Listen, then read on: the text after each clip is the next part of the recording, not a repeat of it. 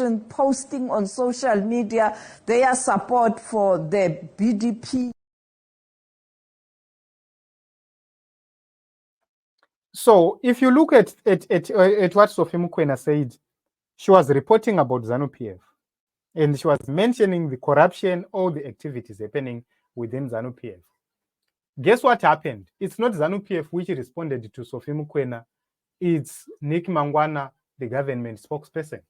And that makes us raise questions to say, why is Nick responding on behalf of ZANU-PF?